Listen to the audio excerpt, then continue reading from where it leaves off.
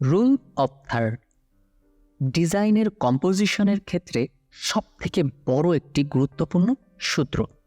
অর্থাৎ আপনি যদি নতুন শুরু করেন তাহলে আপনার ডিজাইনের কম্পোজিশনটি কী ধরনের হওয়া উচিত এবং আপনি যদি মাস্টার লেভেলে যেতে চান তাহলে কোন কম্পোজিশনের মাধ্যমে আপনি আপনার ডিজাইন এলিমেন্ট এবং মেসেজগুলিকে প্রদর্শন করাতে চান সেই বিষয় নিয়ে আলোচনা হবে আজ রুল অফ থার্ড এর কম্পোজিশন নিয়ে। আমরা যদি 4টি রেখার মাধ্যমে 9টি বক্সের সৃষ্টি করি তাহলে এই রেখা চারটি সংযোগ স্থলে যে 4টি বিন্দু সৃষ্টি হবে সেটি হলো রুলস অফ থার্ডের মূল পয়েন্ট অর্থাৎ গোল্ডেন পয়েন্ট। এই পয়েন্টগুলিতে মানুষের চোখ অর্থাৎ যারা দেখেন আপনার ডিজাইনকে তাদের আই রোটেশন হয় অর্থাৎ চোখ ঘুরতে থাকে। সুতরাং আপনি যখন আপনার ডিজাইন এলিমেন্টগুলোকে ব্যবহার করবেন তখন অবশ্যই চেষ্টা করবেন এই 4টি পয়েন্টকে কেন্দ্র করে সেগুলিকে কম্পোজিশন করার। তাহলে চলুন একবার দেখে নিই যে এই 4টা বিন্দুর কোন বিন্দুতে মানুষের দেখার প্রবণতা বেশি এবং কোন বিন্দুতে কম।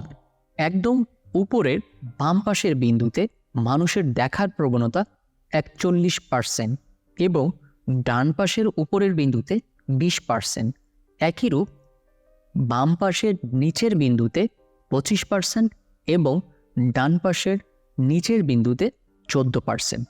অর্থাৎ আপনি যদি কোনো মেসেজ বা কোনো ডিজাইন এলিমেন্টকে সবথেকে বেশি প্রাধান্য দিয়ে থাকেন আপনার ডিজাইনে তাহলে সেটি দেওয়া উচিত বাম পাশের উপরের বিন্দুতে।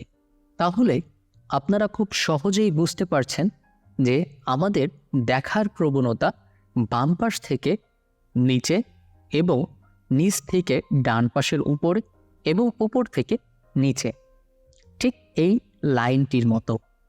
সোশ্যাল মিডিয়া পোস্ট অথবা ব্যানার অথবা আপনারা যদি টিভিসি অ্যাডগুলো দেখে থাকেন তাহলে অবশ্যই দেখবেন যে বেশিরভাগ ক্ষেত্রে ডান পাশে ইমেজ এবং বাম পাশে মেসেজগুলো দেয়া হয়। অর্থাৎ এটি খুবই গুরুত্বপূর্ণ যে আপনি আপনার দর্শকের কাছে মেসেজ পৌঁছানোর জন্যে যে বিন্দুটিকে আপনি সবথেকে বেশি সিলেক্ট করেছেন মানুষের দেখার প্রবণতা ওই বিন্দুটিতেই অনেক বেশি। তাহলে চলুন আমরা খুব সহজে একটি ডিজাইন এলিমেন্ট কিভাবে এই কম্পোজিশনে বসাতে হয় সেটি দেখে নিই। আমরা যে ইমেজটি ব্যবহার করছি সেটি আমাদের বাম পাশে কম্পোজ করছি এবং টেক্সটগুলিকে ডান পাশে।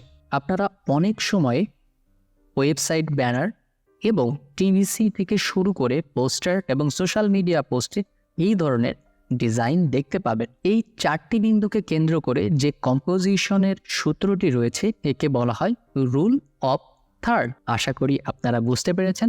দেখা হচ্ছে পরবর্তী টিউটোরিয়ালে।